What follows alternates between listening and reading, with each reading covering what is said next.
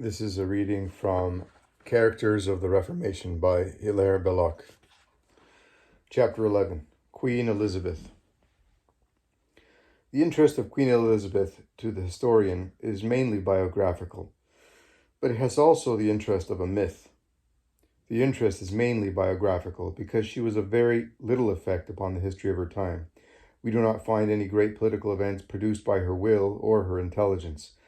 And there is nothing important in the Europe of her time, or the England of her time, of which we can say this was done by Elizabeth. But the woman herself is so interesting, not only as a pathological case, but as an example of suffering and intelligence combined, of a warped temperament and all that goes with it, that, biographically, she is a first-rate subject, and one which, it may be added, has never been properly dealt with. There is no well-known book which gives an even approximately true picture of Elizabeth, at least none in the English language. The reason of this is due to the presence of that other interest in her character, the myth.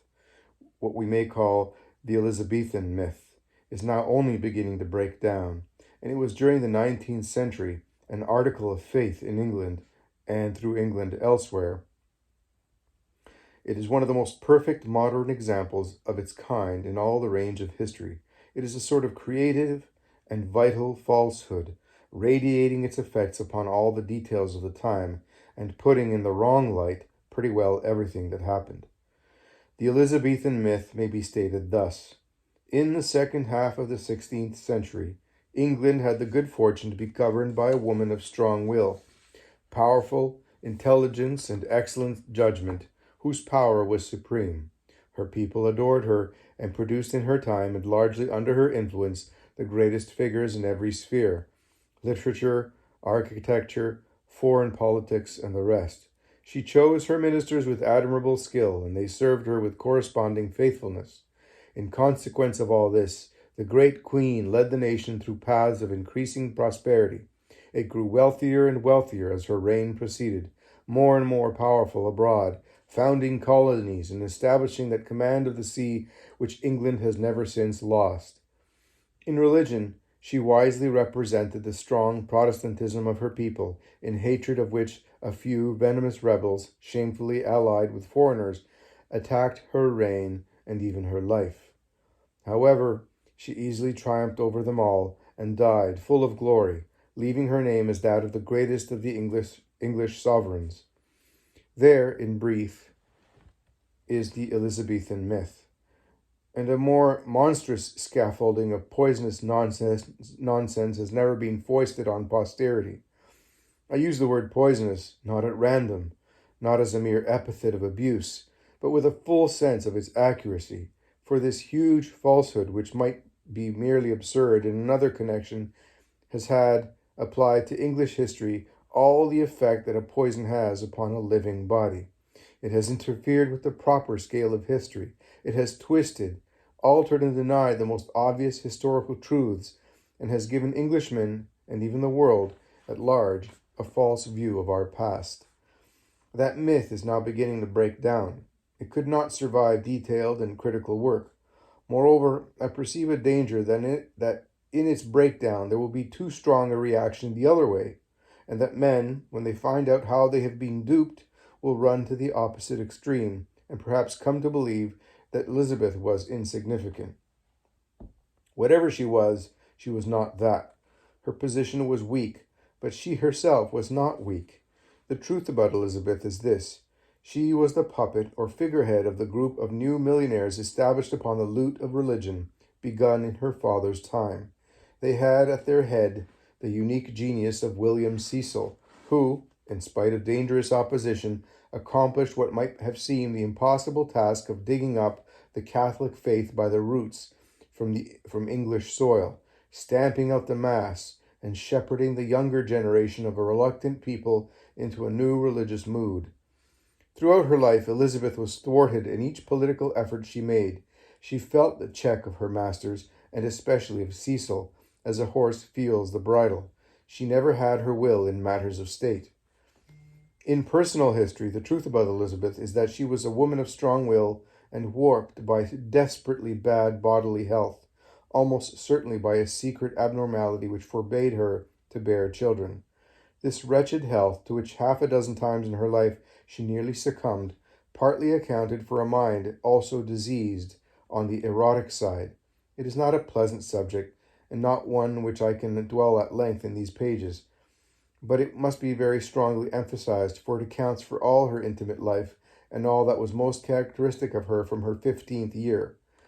Her relations with men were continual, but they were not normal, and they were the more scandalous for that. Like others who have suffered the same tragic disease of perversion in mind and body, it seemed to increase upon her with age. Already within the sight of the grave, and approaching her 70th year, she was shamefully associated with one whom she had taken up as a lad, a young fellow nearly 33 years her junior. Her intellect was high and piercing.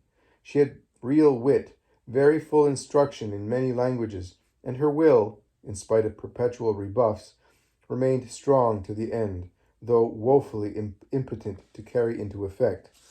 No one chafed more or suffered more under the domination of others than Elizabeth, and no one has had to accept it more thoroughly. She had, on this side of the intelligence and of the will, only one weakness, but that so exaggerated that it was hardly sane. She insisted upon flattery, and particularly upon flattery which was so exaggerated as to be absurd. She certainly was not taken in by it, but she seems to have had a maniac appetite for it, liking it the more she knew it to be absurd.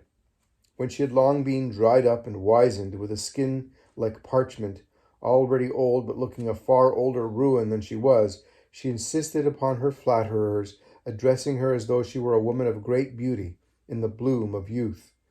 Elizabeth was never beautiful, and after the age of 30 she became repulsive. In that year she lost all her reddish hair through an illness, and had to supply the loss by a reddish wig. Her complexion had never been good since the first years of her youth, but she carried herself with dignity, and in spite of her physical disabilities, her energy and vivacity of mind certainly made her a good companion. So far from her reign being the foundation of England's modern power, or anything of that sort, is a period during which, as Thorold Rogers has proved, wealth was continually declining, towns shrinking in population, and land going out of cultivation. It is true that a race of bold seamen arose contemporaneously with that reign, but they were no more remarkable than the captains of other nations in Europe at the same time, and they nearly all bore the taint of theft and murder. They were slave dealers and pirates, secretly supported by the powerful men of the state. Elizabeth could not but feel the shame which their piracies brought upon her in the eyes of her fellow sovereigns, and yet could not avoid taking part in the proceeds of the disgraceful business. For Cecil's principle was to let such men as Hawkins, Drake, and the rest rob indiscriminately, to disavow them in public, to apologize for their acts, sometimes even to compensate the victims in part, but to keep the gains of their misdeeds, much the greater part of which went into the pockets of the men who held political power, while the criminal agents themselves were left with no more than a small commission. The only military effort of the reign, that in Holland, was a ridiculous failure. The only effort at colonization was equally ridiculous, failure of Virginia. In religion, Elizabeth inclined at first to that witty, cynical skepticism of the Renaissance, the spirit of many intellectuals of the time in which she was steeped. She was ready in youth to adopt any outward conformity required of her. Calvinist as a girl, under the rule of those who were despoiling the state after her father's death, she was quite ready to profess enthusiasm for the Catholic Church, as we have seen, when her sister Mary was on the throne, but secretly enjoying the influence given her by the fact that the religious revolutionaries looked to her as a counterweight against her sister, and as one who, when they could put her upon the throne, would make certain of their ill-gotten gains at the expense of the Catholic Church. As she grew older, she developed a certain measure of carefully concealed piety. Her private prayers prove that. It is a feature not uncommon in people who are tortured by some abnormality in their intimate life. It is a sort of refuge for them. Her mature sympathies were, of course, however, vaguely with the Catholic Church. All the great monarchs among whom she wished to be counted as an equal were struggling to maintain the old civilization of Europe of which the Catholic faith was the creator and the supreme expression. Philip of Spain, the head of the Catholic movement, had saved her life. She had long respected and depended upon him until, in spite of her and in spite of himself, Cecil had turned him into an enemy. She tried hard for an understanding with the papacy. She detested the new Anglican establishment which Cecil had put up, and of which she was, in spite of herself, the political head. It was one of those very few minor points on which she was allowed to have her own way that she refused to call herself, as her father had called himself, Vicar of Christ and Supreme Head of the Church on earth. She detested the idea of married clergy and always refused to receive the wives of the new establishment. She would, had she been allowed, have sent emissaries to the Council of Trent, and though, of course, the thing cannot be proved and is pure conjecture, I have thought it certain enough that she would, in the case of a successful Catholic rising, had the Catholic emigrants and their supporters been able to bring a sufficient force into England, have joined what was still the religion of the majority of her subjects, though cowed and terrorized by the reign of Cecil's government. The fall of that government would have been indeed a release for her. As examples of the way in which she was run by those who were her masters, I will take 4 leading cases out of a great number of which might be quoted. 1. She had personally given her royal assurance to the Spanish minister that the Spanish treasure ships bearing the pay for albas, i.e. albas, soldiers in the Netherlands, the ships which had taken refuge from pirates in English harbors, should be released, and the money taken under safeguards to its proper destination. Cecil simply overruled her. He ordered the money to be kept and confiscated in spite of her, and his orders, not hers, were obeyed. 2. Again, she desired to save Norfolk. 3 separate times she interfered to prevent the execution. She was overruled. That unfortunate cousin of hers was put to death, but his blood is not upon her head. It is upon Cecil's. 3. She tried to recall Drake just before the open declaration of war with Spain. No one thought of obeying her orders in the matter. 4. The supreme example in the case of Mary, Queen of Scots. The murder, for it was a murder, was accomplished against her will. Our official historians have perpetually repeated that her agony at hearing of Mary's death was feigned, that is, false. It was genuine. The signing of the warrant had indeed been wrung out of her, but that did not mean that the warrant would have been put into execution. It was put into execution in spite of her, in order that she would be made responsible, willing or unwilling.